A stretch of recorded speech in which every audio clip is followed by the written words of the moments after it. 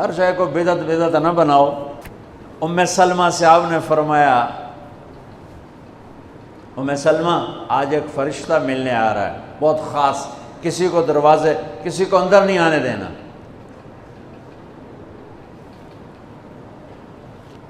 حضرت ام سلمہ پیرے پہ کھڑی ہو گئی۔ تھوڑی دیر میں حسین آ گئے، چھوٹے بچے معصوم ابھی، اندر جانے لگے، انہوں نے روک دیا، وہ رونے لگے، وہ روئے تو انہوں نے چھوڑ دیا۔ تھوڑی دیر کے بعد اندر سے میرے نبی کے زور زور سے رونے کی آواز آئی، زور زور سے رونے کی آواز آئی۔ ام سلمہ رہ نہ سکی، بھاگ کے اندر گئیں تو آپ نے کیا دیکھا؟ آپ نے حسین کو یوں سینے سے چمٹایا ہوا تھا اور ایسے ہل ہل کے رو رہے تھے، ایسے بلک بلک سسک سسک کے رو رہے تھے، اور آپ کے آنسو آپ کے رخسار اور داڑھی پر کتر کر رہے تھے، اور آپ نے یوں بھینچا ہوا ایسے دبایا ہوا تھا۔ تو حضرت ام سلمہ نے کہا میرے ماں باپ قربان یا رسول اللہ، کیا ہوا؟ آپ ایسے تڑپ کے کیوں رو رہے ہیں؟ تو آپ نے روتی آواز میں کہا، بہتے آنسوؤں کے ساتھ، کپ کپاتے بدن کے ساتھ، کہ ام سلمہ یہ فرشتہ جو مجھے ملنے آیا تھا یہ میرے بچے کو دیکھ کر کہہ رہا ہے کہ آپ کی امت اس بچے کو قتل کر دے گی، اور جہاں اس کا خون گرے گا وہ مٹی مجھے دکھائی ہے اس نے، کہ میں اس لیے اس پہ رو رہا ہوں۔ ابھی تو وہ شہید نہیں ہوئے اور رویا جا رہا ہے، تو ہم تو ان کی شہادت پہ روتے ہیں بھائی، ہم تو ان کی شہادت پہ روتے ہیں، اور یہ قیامت تک روتے رہے گی دنیا، قیامت۔ یہ اللہ کا نظام ہے، اس نے کربلا کے واقعے کو یوں کر دیا جیسے ہر سال آج ہی ہوا ہے، آج ہی حسین شہید ہو رہے ہیں، آج ہی عبداللہ کا سر کٹ رہا ہے، آج ہی زینب کی چادر کو پھاڑا جا رہا ہے، آج ہی لاشوں کو گھسیٹا جا رہا ہے۔ وہ میں حیران ہوتا ہوں، ٹیپو سلطان سرنگا پٹم میں شہید ہوئے، دشمن کون انگریز کون کافر، تو برطانوی لشکر نے ان کو توپوں کی سلامی دے کر دفن کیا اور عزت و احترام کے ساتھ دفن کیا، اور میرے نبی کے نواسے کی لاش کو ان کم بختوں نے کفن بھی نہ پہنانے دیا، جنازہ بھی نہ پڑھنے دیا، دفن بھی نہیں کرنے دیا۔ اگلے دن بنو اسد کے بارے میں پتہ چلا عمر بن سعد کو، تو راتوں کہ وہ ان کو دفنانے والے ہیں، تو راتوں رات ان کو بغیر جنازوں کے مٹی میں دبا دیا اور اوپر پانی چھوڑ دیا کہ کوئی پتہ ہی نہ چلے حسین کی لاش۔ بنو اسد کا بوڑھا آیا، اگلے جب پانی خشک ہو گیا وہ آیا اور اس نے مٹی اٹھا اٹھا کے سونگنا شروع کیا، سبحان اللہ، سونگ رہا ہے سونگ رہا ہے سونگ رہا ہے۔ ایک جگہ کی مٹی اٹھا کے سونگا تو اس میں جنت کی خوشبو تھی، تو تڑپ کے بولا یہ میرے نبی کے نواسے کی قبر ہے، یہ میرے نبی کے نواسے کی مٹی ہے، کہ وہ جنت کے سردار تھے تو قبر بھی جنت کی خوشبو پھیلا رہی ہے اس کی، حالانکہ بن دیکھی بات ہے، کیونکہ انہوں نے راتوں رات ان کو دبا دیا کہ ان کا جنازہ بھی نہ ہو، لعنت ہو ان کی قبروں پر، ان کی ہڈیوں پر، ان کی روحوں پر، ان کی مٹی پر، ان کی خاک پر۔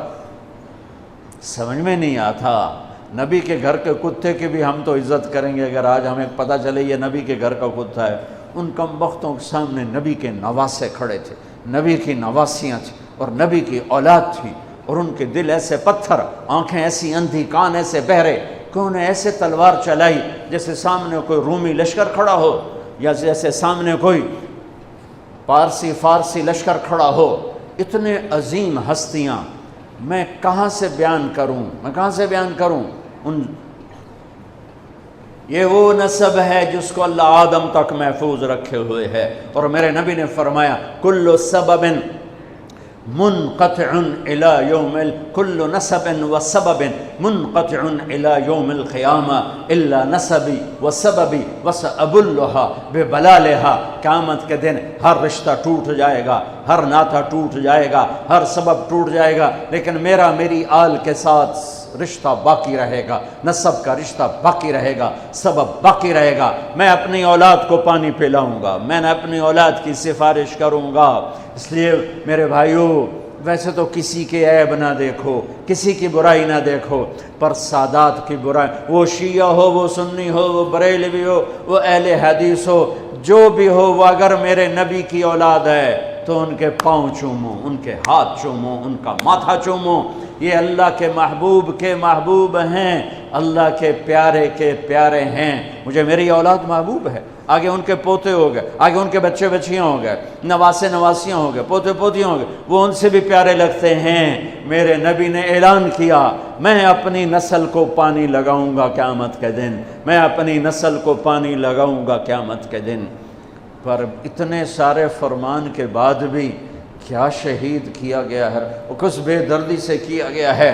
یہ تو میں تو نسب بتا رہا ہوں۔ پھر اللہ نے پیدائش، سب سے پہلے حسن پیدا ہوئے۔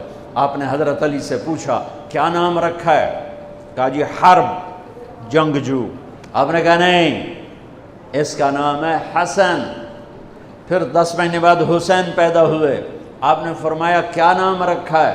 کہا جی حرب۔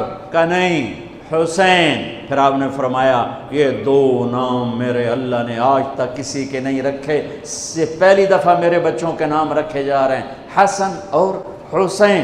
پھر آپ نے ان کو گڑتی دی، اپنا لعاب، اپنا حسن کو بھی حسین کو، دونوں کو اپنا لعاب نکالا اور حسین کے منہ میں ڈالا۔